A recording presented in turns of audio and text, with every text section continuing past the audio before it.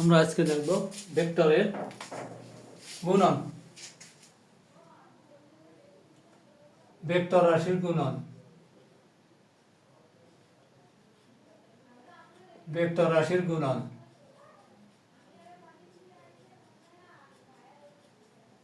Vector রাশির গুণন normal scalar রাশির মতো নয়। যেমন স্কেলার রাশি x গুণ y সমান xy, x এরকম বসাতে পারি, x into y, x y, x যে কোনো ভাবে বসাতে পারছি আমরা, পারি না? এক্স ওয়াই স্কেলার রাশি কোনো বাধা বিধি নিষেধ নাই, কিন্তু ভেক্টর রাশির ক্ষেত্রে নিয়ম নীতি একটু আলাদা। ভেক্টর রাশির ক্ষেত্রে কি, একটা ভেক্টর রাশিকে দুই ভাবে গুণ করা যেতে পারে। এক, ভেক্টর রাশিকে একটা স্কেলার রাশি দ্বারা গুণ করা যেতে পারে। এখানে যেমন একটা এক্স, এক্স এর সাথে 2 দিয়ে গুণ করলাম, এটা এই গুণ, তাহলে 2x হলো। এখানে যদি স্কয়ার থাকে তাহলে স্কয়ার থেকে যাবে, এখানে এখানে যদি রুট থাকে তাহলে এখানে রুট থেকে যাবে, এখানে রুট থেকে যাবে। কিন্তু ভেক্টর রাশির ক্ষেত্রে এখানে যা থাকবে, এখানে স্কেলার রাশিটা ভেক্টর রাশি গুণ করার ক্ষেত্রে স্কেলার রাশিটা এ বামে বসে যাবে। এখানে যাবেন স্কেলার রাশিটা বামে বসছে, এখানেও স্কেলার রাশিটা বামে বসবে, আর ওই ভেক্টরটা থেকে যাবে। এর মাঝে কিছু দেওয়ার দরকার নেই, কিছু দরকার নেই। তাহলে একটা ভেক্টরকে দুই ভাবে গুণ করা যেতে পারে। ভেক্টরকে স্কেলার দ্বারা গুণন, এম গুণে এম এ, ভেক্টরকে স্কেলার দ্বারা গুণন। এক, ভেক্টরকে স্কেলার দ্বারা গুণন, নিয়মটা শিখলাম, ভেক্টরকে স্কেলার দ্বারা গুণন, স্কেলার দ্বারা গুণন। এটা কোনো ঝামেলা না, সহজ। 2 নম্বর হলো ভেক্টরকে ভেক্টর দ্বারা গুণন।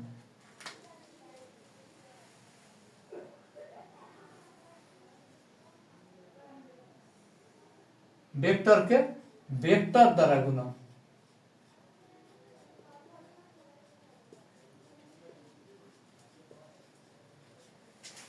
ভেক্টরকে ভেক্টর, অর্থাৎ দুটো ভেক্টর যদি আমরা ধরে নিই, এ ভেক্টর আর বি ভেক্টর, এই দুটো ভেক্টর রাশির ক্ষেত্রে এই আলাদা। এখানে যে সে চিহ্ন দিলে হবে না, দুটো চিহ্ন আমাদের ইউজ করতে হবে। দুটো ভেক্টর, দুটোই ভেক্টর, দুটোই ভেক্টর, ভেক্টরকে ভেক্টর দ্বারা গুণন। এখানে এই একটা চিহ্ন ব্যবহার করতে হবে, অথবা এই আরেকটা চিহ্ন। এই চিহ্নটাকে বলতেছি আমরা ডট, আর এই চিহ্নটাকে বলতেছি আমরা ক্রস। ডট, এই গুণনটা হচ্ছে ডট প্রোডাক্ট। প্রোডাক্ট মানে গুণফল, এখানে প্রোডাক্ট মানে এখানে উৎপাদ না, মানে ফলাফল যেটা হলো এটা প্রোডাক্ট, ঠিক আছে। এই গুণনটাকে বলছে প্রোডাক্ট, গুণন। এখানে ডট গুণন, এটা হচ্ছে দুটো ভেক্টরের মাঝে ক্রস চিহ্ন। এখানে কোনো ইনটু চিহ্ন, ইনটু বলা যাবে না, এখানে পড়তে হবে আমাদের এ ডট বি, এটা বলতে হবে এ ক্রস বি। ভেক্টর রাশির ক্ষেত্রে এখানে এরকম জাতীয় কিছু লেখা যাবে না, নিয়ম আছে, ব্র্যাকেট ব্র্যাকেট নিয়ে দুটো ভেক্টর মাঝখানে এই দুটো ডট নতুবা ক্রস।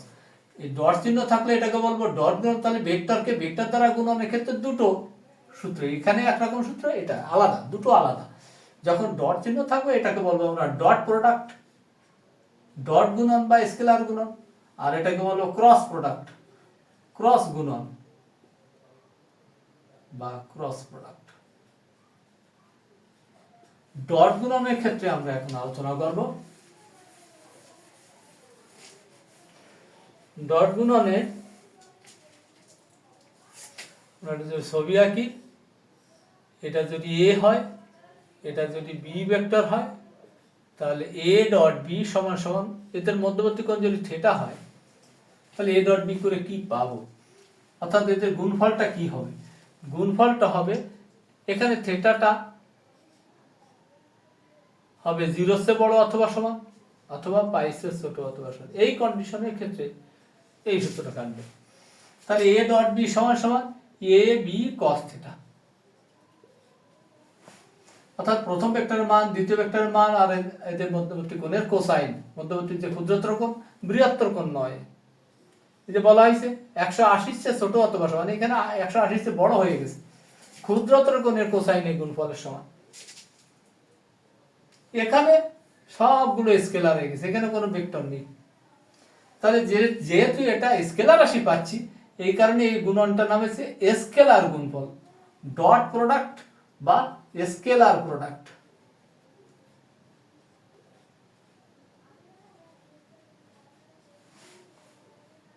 তাহলে এটা আমরা বলতে পারি a into b cos theta, আমরা বলতে পারি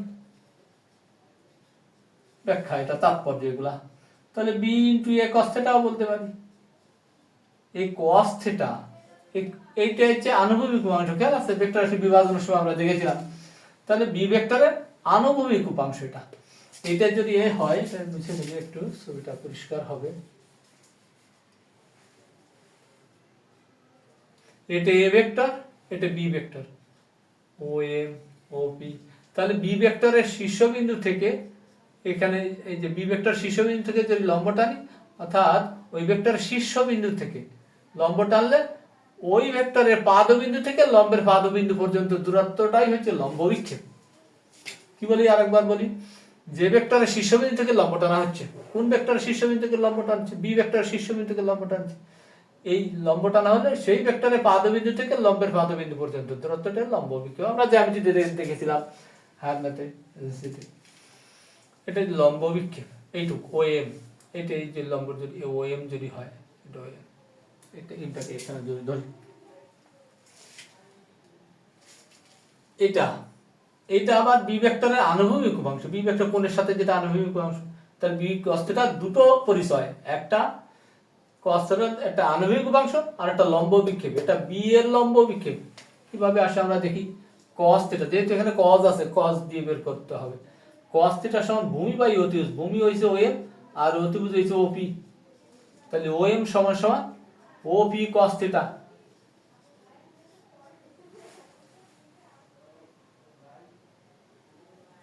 তাহলে ওপি সমান সমান কত? ওপি মানে বি, এখানে কোনো ভেক্টর নেই, ফলে বি এর উপর কোনো ভেক্টর হবে না। ওপি এর পরে এই যে এখানে cos থিটা sin থিটা, এখানে ত্রিকোণমিতিক যে অনুপাত, এই অনুপাতে কোনো ভেক্টর নেই, ভূমি মান সবগুলো মান, মান নিয়ে কোণ পাওয়া যাবে। তো এখন বি cos থিটা, তাহলে ওএম সমান বি cos থিটা। ওএম মানে এই যে বি cos থিটা, এটা লম্ব বিক্ষেপ। তাহলে বি ভেক্টরের লম্ব বিক্ষেপ, এটা বি ভেক্টরের লম্ব বিক্ষেপ। অনুরূপে এটা এ ভেক্টরের লম্ব বিক্ষেপ, তখন এর শীর্ষবিন্দু থেকে লম্ব টানতে হবে, এইটুকু হবে এ ভেক্টরের লম্ব বিক্ষেপ, এ ভেক্টরের লম্ব বিক্ষেপ। তো আমরা দেখলাম এ ডট বি সমান সমান A B cos theta, A dot B. তো আমরা বি ভেক্টরের লম্ব বিক্ষেপ যদি চাই, এইটুকু এই অংশ থেকে যদি বলি বি ভেক্টরের লম্ব বিক্ষেপ কত, তাহলে বি ভেক্টর লম্ব বিক্ষেপ বি cos থিটা সমান সমান বি ভেক্টর লম্ব বিক্ষেপ বি cos থিটা সমান সমান এ ডট বি বাই এ।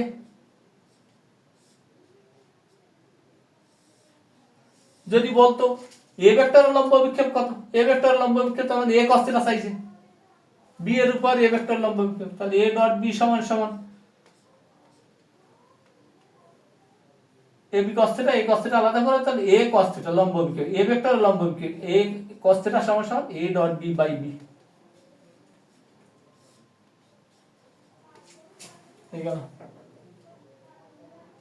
এটা লম্ব বিক্ষেপের দুটো সূত্র, এটা এমসিকিউতে আসে, দ্রুতই মান বের করা যায়, দ্রুতই লম্ব বিক্ষেপের মান।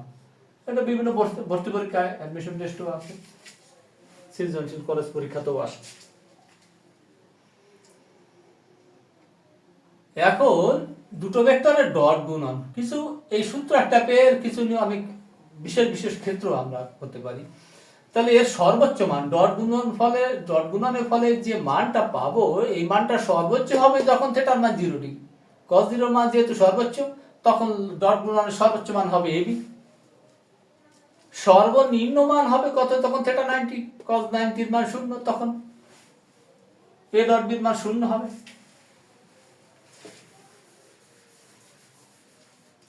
এটা মুছে ফেলি।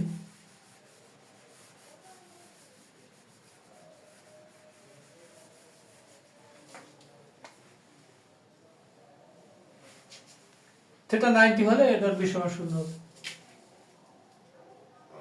অর্থাৎ আমরা ধরেই নিচ্ছি থিটা 90, থিটা 90 হলে এ ডট বি সমান 0। এটা হচ্ছে দুটো ভেক্টর যদি লম্ব হয় তাহলে তাদের ডট গুণফল 0। এমসিকিউ একবার অঙ্ক করলেও করা যাবে।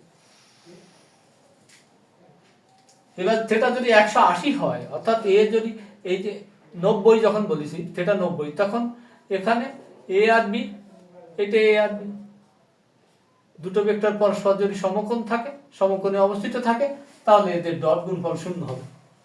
ডট গুণফল যদি 0 হয়, উল্টো ভাবে ডট গুণফল যদি 0 হয় তাহলে থিটা 90 উল্টা প্রশ্ন ঘুরায় যদি বলে। এবার থিটা যদি 180 হয়, থিটা 180 হলে এ ডট বি সমান -1 হয়ে যাবে।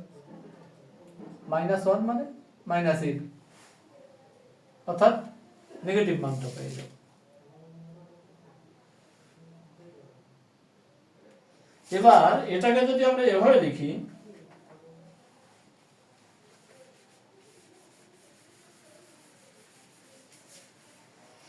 এ ডট বি সমান এ বি কস থিটা। যেমন ধরো এক্স ওয়াই কে আমরা ওয়াই এক্স লিখতে পারি স্কেলার, উল্টা পাল্টায়, তাহলে এটা তো পুরোটা স্কেলার, তাহলে এটাকে আমরা ঘুরায় লিখতে পারি, বি এ কস থিটা লিখতে পারি। তাহলে এ বি কস থিটা লিখলাম কার বদলে? এ ডট বির বদলে। তাহলে বি এ কস থিটা লিখবো কার বদলে? বি ডট এর বদলে। তাহলে এ ডট বি সমান বি ডট এ। এটা হচ্ছে ডট গুণনের বিনিময় সূত্র, অর্থাৎ জায়গা বদল করলে কোনো সমস্যা হয় না, একই রেজাল্ট আসে। এটা হচ্ছে বিনিময় সূত্র, ডট গুণনের বিনিময় সূত্র।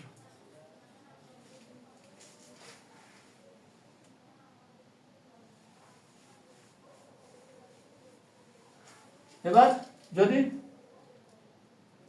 ডট গুণনের বিনিময় সূত্র, সংযোগ সূত্র, বন্টন সূত্র, এই সূত্রগুলো আছে, বিনিময় সূত্র এটা। এই ডট, তাহলে এখানে আমরা বলতে পারি ডট গুণন বিনিময় সূত্র মেনে চলে, ডট গুণন বিনিময় সূত্র মেনে চলে। গেল।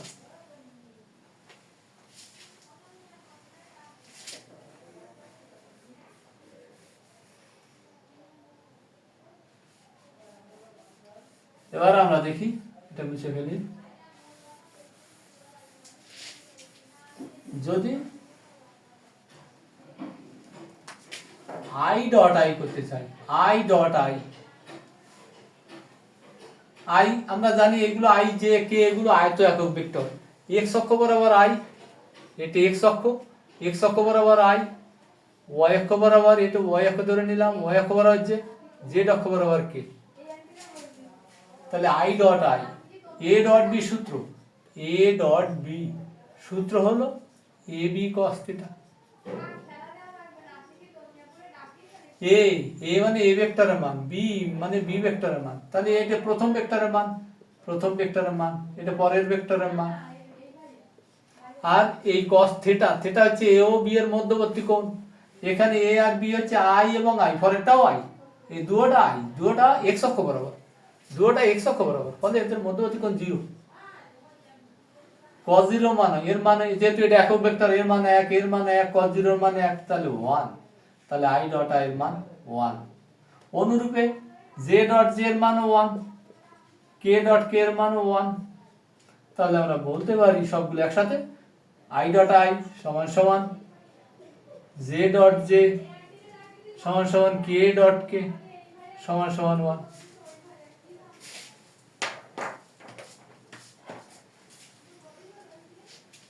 ঠিক আছে? তো এবার আমরা i ডট i করলাম সেম ভেক্টর। যদি j ডট j করতে চাই, ওই i dot j opposite, i j k ভিন্ন ভিন্নতা, i ডট j যদি করি, তাহলে প্রথম ভেক্টরের মান, দ্বিতীয় ভেক্টরের মান cos 90, এর মান 0, তাহলে 0, এর মান 1, এর মান, তাহলে সবগুলো 0। তাহলে i ডট j সমান সমান পেলাম 0, তাহলে i ডট j এর মান 0, j ডট k আলাদা হলে 0 হয়ে যাবে, k ডট i সমান সমান 0। এটা সূত্র, এটা। এবার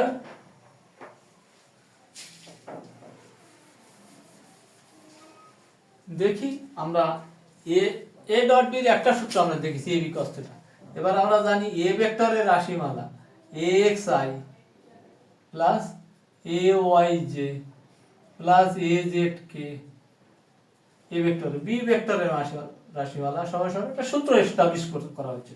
বি ভেক্টরের রাশিমালা bxi plus byj plus bzk। তাহলে এ ডট বি সমান সমান কত? এ ডট বি সমান সমান এই দুটো বসাবো, axi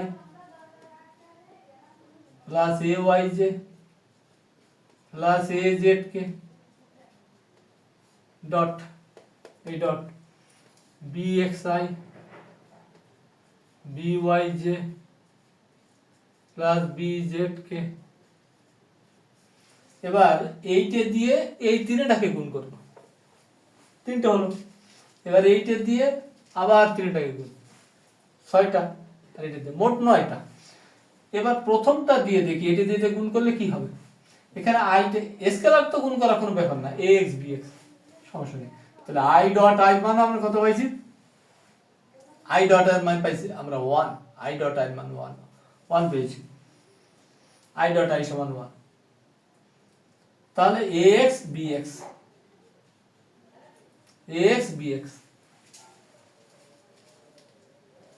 এবার পরেরটা আমরা কি পাবো? i ডট j এর মান 0, তাহলে ax by into 0। অনুরূপে i dot পরেরটা যখন গুণ করব i ডট k এর মান 0, তাহলে ax bx আসবে। পরেরটায় আসছে এটা j dot i 0, j dot j পরেরটায় মান পাচ্ছি আমরা j ডট j এর মান 1, তাহলে ay by। অনুরূপে আসবে az bz। এটা আরেকটা সূত্র এই ডট বি এর। স্কেলার গুণনের দুটো সূত্র, এই দুটো সূত্র ব্যবহার করে আমরা সব করতে পারবো। এ ডট বি সমান এ বি cos θ একটা আর এই আরেকটা, এই দুটো সূত্র। এই দুটো সূত্র দিয়ে আমরা দুটো ভেক্টরের মধ্যবর্তী কোণ বের করতে পারবো। দুটো ভেক্টরের মধ্যবর্তী কোণ বের করবে কি করে? cos θ এখানে যদি cos θ সমান সমান কত? a dot b by a b. A dot b আমরা বের করবো কি করে? এই সূত্রের সাহায্যে। ভেক্টর আমাদের দিয়ে দেবে এ ভেক্টরের রাশিমালা 2y - j + 3k, এ ভেক্টরের রাশিমালা। বি ভেক্টরের রাশিমালা -i + 2j + k ধরলাম। তাহলে এ ডট বি করলে কি হবে? ax bx i এর সহগ। এখানে কি এ ভেক্টরের i এর সহগ ইনটু বি ভেক্টরের i এর সহগ। এ ভেক্টরের i এর সহগ 2 আর বি ভেক্টরের i এর সহগ -1, তাহলে -2। এর i এর সহগ এই -1 না, তাহলে -2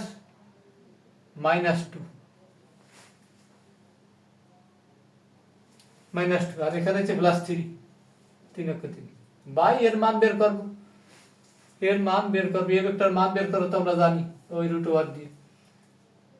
এর কত? 2 × 2 = 4, 2a² প্লাস -1 এর হোল স্কয়ার প্লাস 3 রাখে 9। তাহলে কত হলো? 9 × 13 = 14, √14। তাহলে এখানে কত হলো? √14। তাহলে এখানে কত পাওয়া যায়?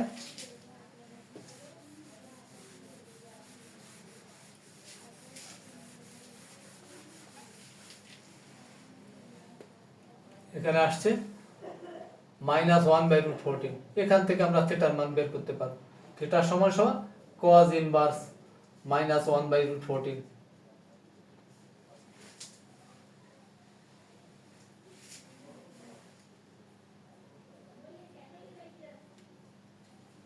ঠিক আছে, এটা মধ্যবর্তী কোণ বের করতে পারলাম।